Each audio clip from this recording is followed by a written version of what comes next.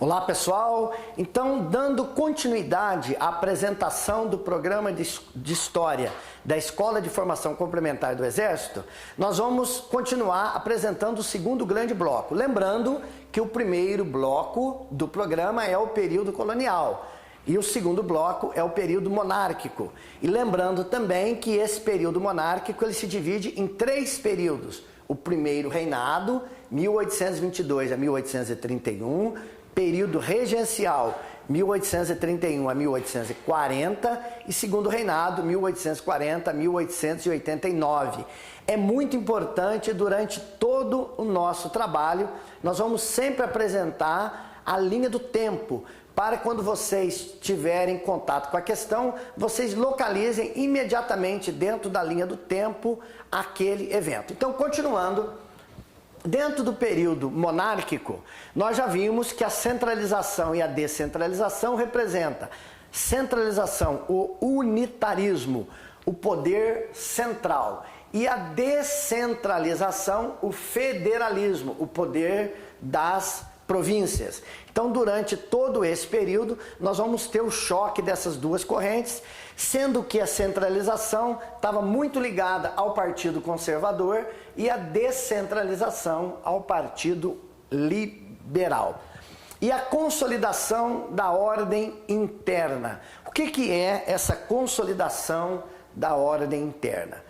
Quando foi construído o Estado Nacional Brasileiro, no processo de independência, em seguida com o primeiro reinado, a Constituição de 1824, o Brasil vai passar por fase de instabilidade, sendo que a fase de instabilidade mais aguda será o período regencial. Então nós vamos ver, durante o período regencial, as principais revoltas, a cabanagem, a balaiada, a sabinada, a farroupilha, suas principais causas, consequências, como foram pacificados e também o processo de formação dos partidos políticos, notadamente os 2 principais partidos políticos do Império, o Partido Liberal e o Partido Conservador. Da mesma forma, a construção também da economia cafeeira. A economia cafeeira que começa a despontar no período regencial, aqui na região sudeste, e torna-se o carro-chefe da economia brasileira, o mais importante produto de exportação, e isso vai continuar até a década de 1930. Então nós vamos ver a economia cafeeira, a expansão da economia cafeeira, a economia cafeeira que começa no Rio de Janeiro, Vale do Paraíba, Oeste Paulista. Então tudo isso está dentro do segundo bloco, período monárquico. A modernização da economia, a cultura e a sociedade imperial. Então, vamos ver que a economia, o principal produto era o café. Nós vamos ver o aparecimento de um surto industrial no Segundo Império, a chamada Era Mauá, e vamos ver também como estava organizada a sociedade no Império. E durante esse processo do Brasil monárquico, nós vamos ver a escravidão, o movimento abolicionista e a abolição. Então, o movimento abolicionista, que foi um grande movimento que ocorreu no Brasil todo, um movimento que ele vai começar em 1870 e vai terminar em 1888, todas as fases, as leis abolicionistas e, por fim, o processo de abolição da escravidão em 13 de maio de 1888. Em seguida, a introdução do trabalho livre. Esse trabalho livre, nós teremos a imigração europeia. Essa imigração europeia que veio para cá os imigrantes, a princípio, o objetivo maior da vinda dos imigrantes eram ir para as zonas produtoras de café, que era o carro-chefe da economia, mas esses imigrantes vão ocupar várias regiões no Brasil. Teremos imigrantes europeus, como teremos também imigrantes asiáticos. Então nós vamos ver os principais polos de recebimento dos imigrantes, os imigrantes também trazendo novas formas de produção, e trazendo também a sua contribuição para a formação do Estado Nacional Brasileiro. E na política externa será visto principalmente as questões platinas, as guerras que envolveram a região do Plata, as guerras Uruguai, Argentina e principalmente a Guerra do Paraguai. E na Guerra do Paraguai, a consolidação do Exército Brasileiro. Então a Guerra do Paraguai é um dos tópicos mais importantes no nosso programa no Brasil Monárquico, porque é onde vai ocorrer o fortalecimento, consolidação do nosso Exército Brasileiro. E em seguida o movimento republicano e o advento da República. Sendo que esse movimento republicano ele se divide em dois grupos, um grupo positivista militar e o grupo dos cafeicultores do Oeste Paulista. Esse processo de construção do Partido Republicano, esse processo de fortalecimento da ideia da República, até que em 15 de novembro de 1889 é proclamada a República e concluído assim o segundo grande bloco, que é o período monárquico. Então, esse período monárquico, ele se encerra com o advento da República em novembro de 1889. E aí nós vamos para o terceiro grande bloco do nosso programa, que é a República Brasileira. E essa República Brasileira, nós vamos começar em 1889 e vamos até a Constituição de 1988.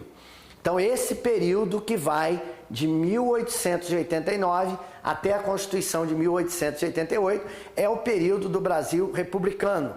Sendo que, nesse período do Brasil republicano, nós vamos dividir em fases, sendo que a primeira fase será a Constituição de 1891 e a chamada República da Espada, quando os dois primeiros presidentes da República serão militares, o presidente Deodoro da Fonseca e o presidente Floriano Peixoto, que é o processo de consolidação da República e a entrega da República aos civis, com o início da política dos governadores ou política do café com leite, o chamado período do coronelismo. Então nós vamos ver o que foi esse coronelismo e como era o sistema eleitoral nesse período.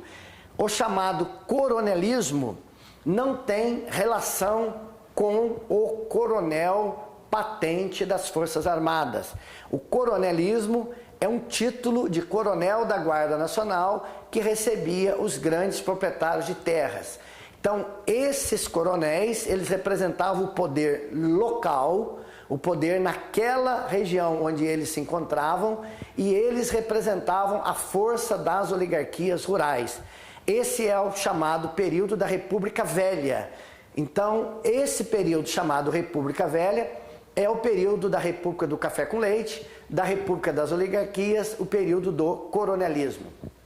E vamos ver também, nesse período, o movimento operário, e esse movimento operário, as greves que ocorreram, o fortalecimento desse movimento operário, especialmente da região sudeste, São Paulo e Rio, onde existia uma maior concentração de indústrias, e depois o tenentismo, sendo que esse bloco que vai da letra A à letra E, esse bloco aí também recebe o nome de República Velha. Então, nesse grande bloco da República Brasileira, uma das fases é a República Velha, que termina com a Revolução de 1930. Essa Revolução de 1930, que encerra a República Velha, dá origem a uma nova fase.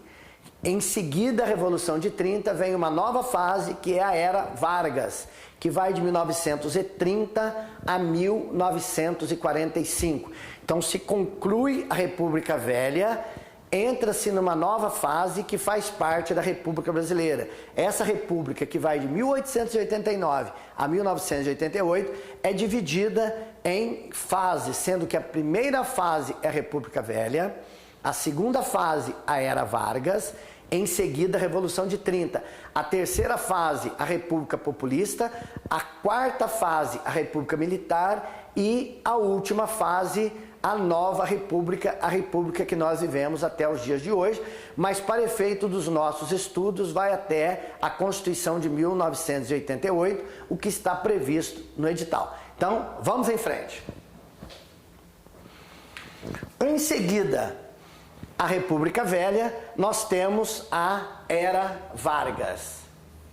Essa Era Vargas que vai de 1930 a 1945.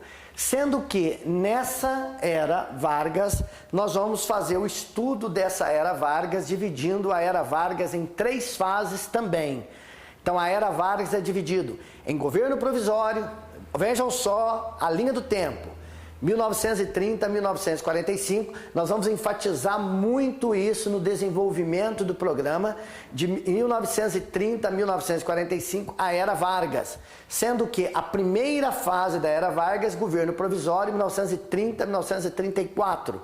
Segunda fase, governo institucional, 1934 a 1937. E terceira fase, Estado Novo, 1937 a 1945, encerrando-se aí a Era Vargas.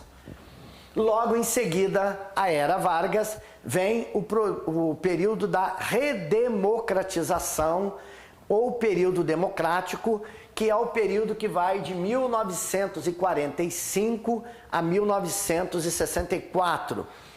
Esse período, ele inicia-se com o governo do presidente Dutra, com a Constituição de 1946, depois o governo do presidente Vargas, agora eleito pelo voto direto, depois o governo do presidente Juscelino Kubitschek, depois o governo Jânio Quadros, o governo João Goulart, e aí encerra-se essa fase que vai de 1945 a 1964, e aí vai a próxima fase, que é a República Militar, de 1964 a 1985.